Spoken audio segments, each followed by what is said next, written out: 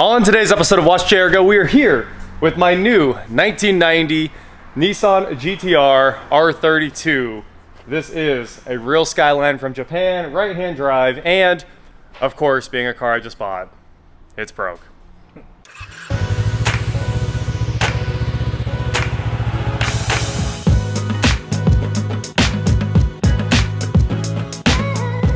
What is going on, guys? I'm Watch Chair Go, and today I'm here with Eric, and we're here with my GT-R. And of course, if you guys remember the video where I drove this thing back, I babied it the whole way, because right after I bought it, I made one big pull and it started breaking up. It wasn't misfiring terribly, but obviously we know it used 2.5 quarts of oil to go 1,000 miles, which is a little bit insane, and it blows oil out of the exhaust. I mean, the car was covered in oil. It'll shoot oil out of the back when it starts, so we're gonna start it up. This will be the first start since it got parked here, and we're gonna start doing some engine science. Hopefully by the end of the day, we at least know what's wrong. We're expecting like turbo seals and all that terrible ignition stuff to be the problem, but we better confirm. So compression test, leak down test, and just kind of go through everything. The door was open, so hopefully the battery's I opened it. Oh, okay. Yeah. Checking if you had keys. I got keys. Sounds like pumps working.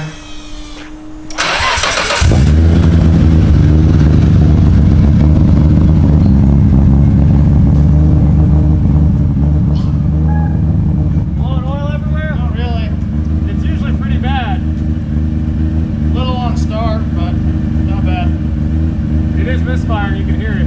It's cut down. All right, let's go over to the other side.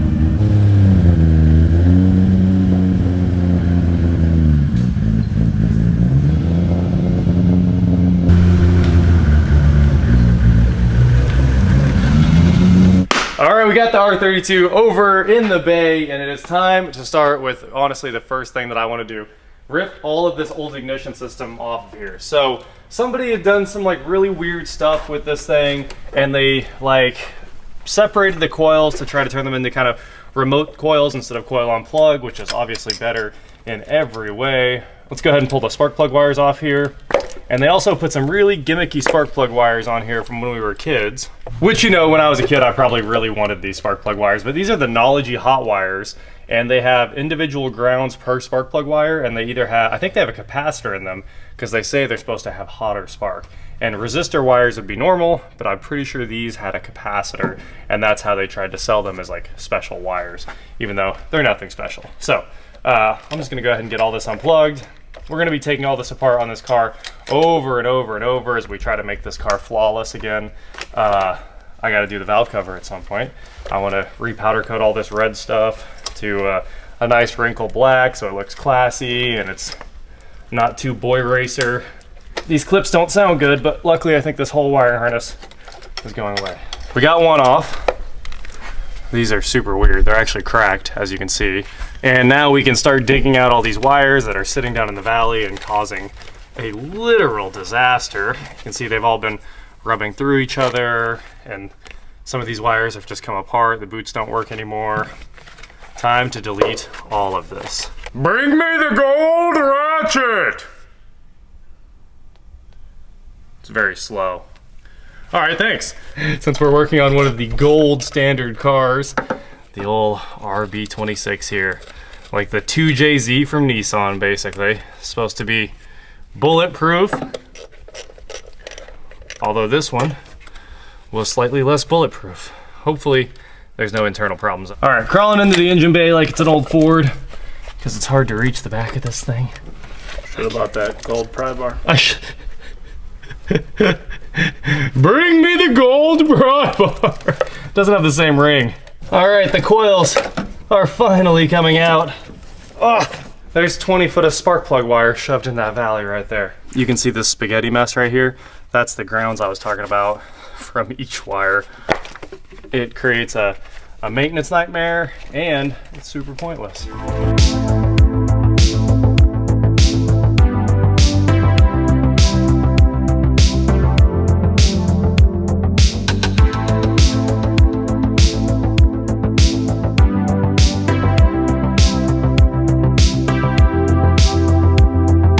Okay, we have a pile of nonsense sitting there. The old igniter box, this is the factory ignition coil harness, and all of those Nology hot wires. I'm telling you, this is something I would have died for in 1999. But now we know better than that. And what we really know now is that stock Nissan R35 GT-R coils support 2,000 plus horsepower and nobody changes them. What you want is completely stock R35 coils in your GT-Rs. And this is the Platinum Racing Products kit to put them on your R32. So I have, this was $1,000, but this is the RB coil loom. These are the custom boots. They actually say PRP, like these are made for Platinum Racing Products. And I mean, replacement boots for an R32, all the factory, well, you know, nice replacement hardware. It's not exactly factory, but it's way better than what's in there, which is just random junk. And this huge CNC bracket to mount these things in here. And this one is not going to get broke like that one probably did. It probably got broke because they were trying to tighten it down with all those wires inside there. So I ordered this in black, and they got this thing out so fast. It was at my house like 2 days after I ordered it. Check it out, laser engraved, Platinum Racing Products, really nice work, and it's all aluminum. Like, and this is actually the expensive part. The Platinum Racing Products stuff isn't that bad. I think it was like $300 or $400, and then you add the factory coils, and you're like, oh, that's $1,000. So anyway, these are literally OEM GT-R coils. Yes, so nice. And then you pull these boots off. I'm assuming this is how you do it. I didn't read. I don't know if there's any instructions, but I'm just gonna guess that you just pull these boots off. Maybe I should read. Nope, I nailed it. Make sure you don't lose this. It looks like a ceramic fuse. I'm assuming that's what it is. And it's also what makes the connection to the coil. This makes this coil and plug much, much, much shorter to fit in the R32s, much shallower spark plug wells. In the R35, of course, these things go deep, way down into the valve cover there. So that's one coil set up, and we're ready to throw that in, and it'll mount in the bracket. This is gonna be so clean. I can't tell you how pumped I am about this. Oh man, it even has a retainer for the back of the coil. So once you put this together, it is truly like locked in. Super nice. And let's go ahead and open up our new RB coil loom. Pretty impressive. This even has tear slots on it. That is sick. You get to ditch the igniter. This all plugs right into the factory harness, and you convert. So cool. This is turnkey. I can't wait to get it on here. It might fix the whole problem. Whipping the XUV over here to O'Reilly's. Haven't driven this in a long time, but somebody wants to buy it, so I think it's gonna be gone here in a second. Quick stop at O'Reilly's to pick up the plugs for this thing, and we should be good to go. All right, thanks guys. Bought all the plugs I've got. It was 4, so we gotta go find 2 more. Well, I wasn't really planning on it, but O'Reilly's number 2, we are at the hub to get the last 2 spark plugs. I figure we might as well just get them and be done with this. Then maybe we can go fast tonight. We'll see, we'll see.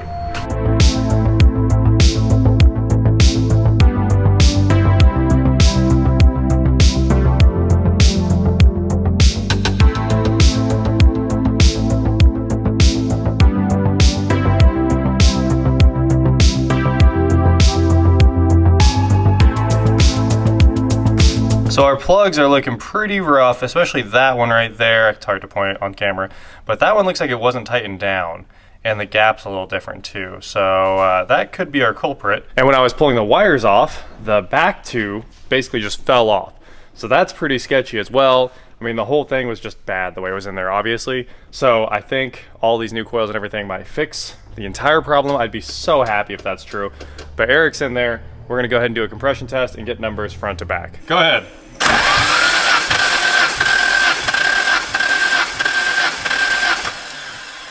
Yep, that's probably good. 130, it looks like. Cylinder 2.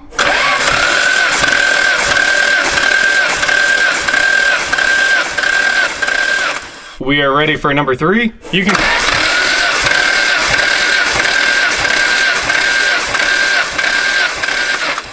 Go for 4.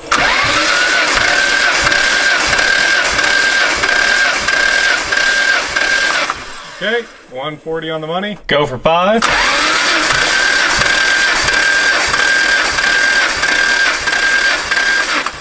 Yeah. Okay, here goes 6.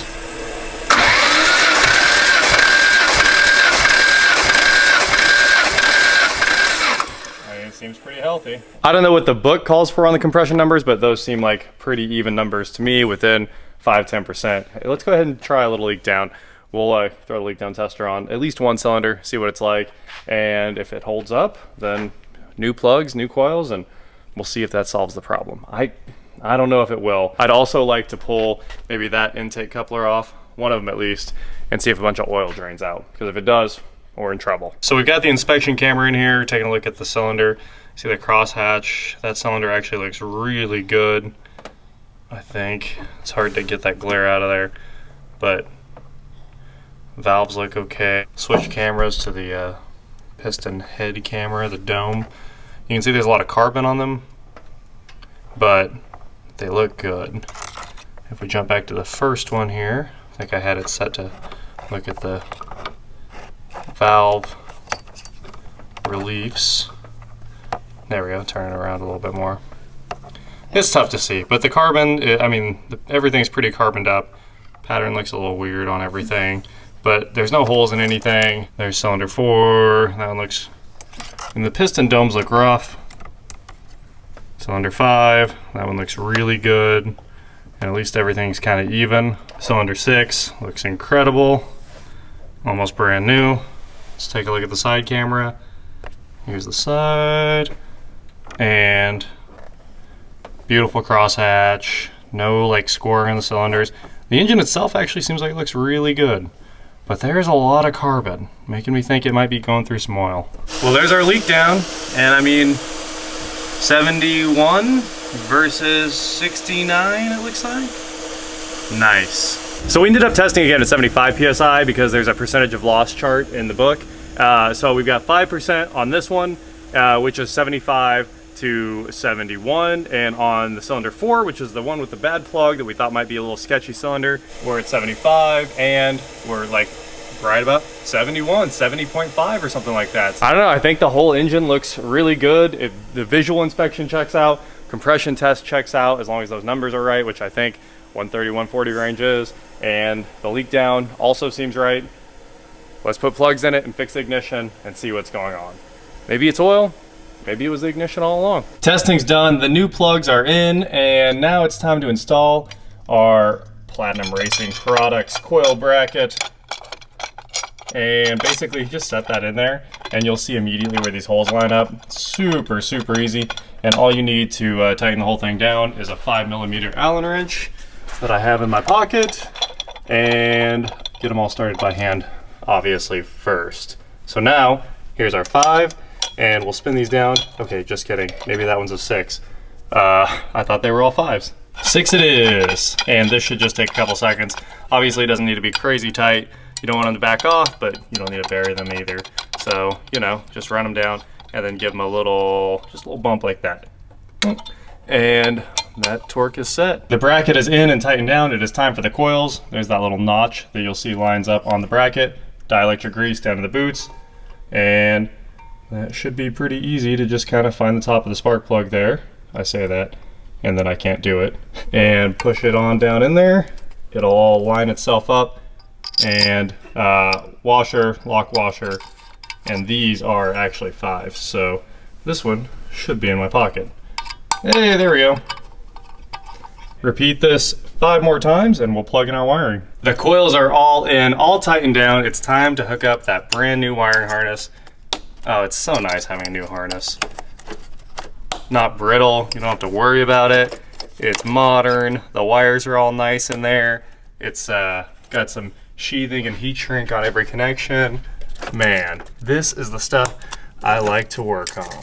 The first 5 are super easy. Those last 3 connections will take a second because you have to kind of bend things around, but one goes there, back on that connector, and one goes here, and hopefully it runs. There's no actual guarantee this runs because I have a standalone. I'm running the Apexi Power FC and not a stock ECU. I hope it works. The ignition system's all buttoned up. We're ready to test it, and my filter is off because I have my new HKS Super Power Flow filters that I ordered straight from China, and guess what? They're 200mm instead of the 100s I ordered. Ridiculous. First test, let's see if this solved all of our problems.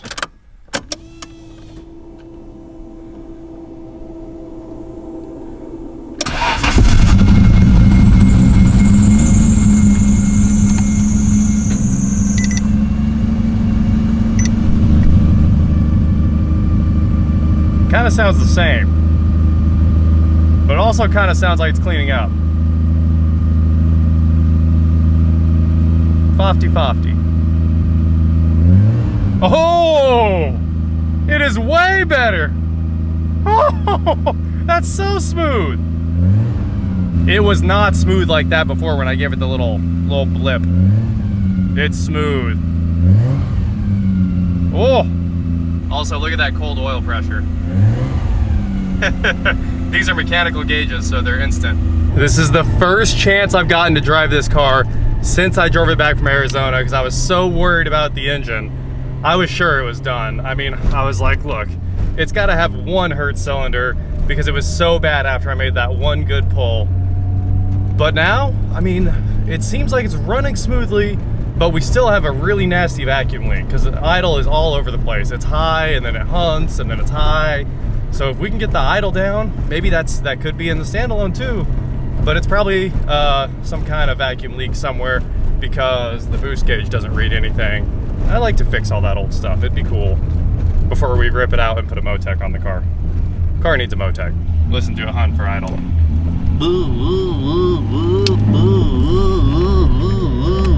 Race clutch. This clutch is 4 times easier than the Adams clutch. An order of magnitude easier.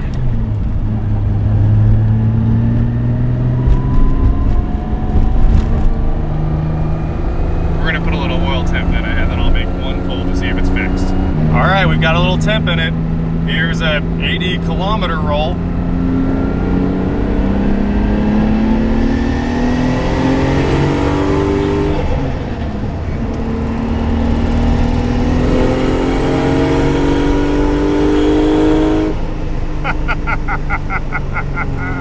Woo! I think the old RB is still strong. I mean, I got on it for real after that pull.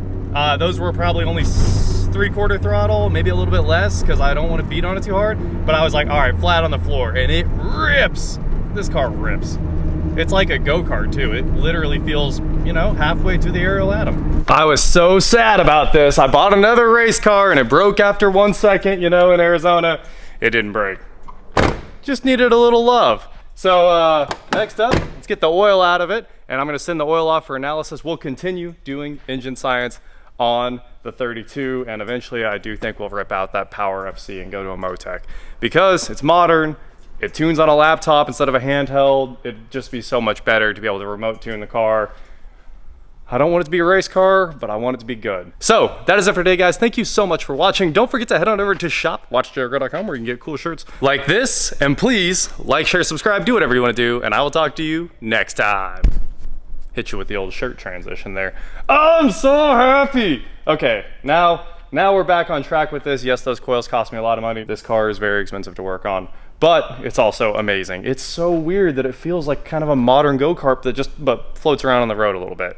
I mean, the Atom is a razor blade. This is like a go-kart feel, but a little vague with a lot of power.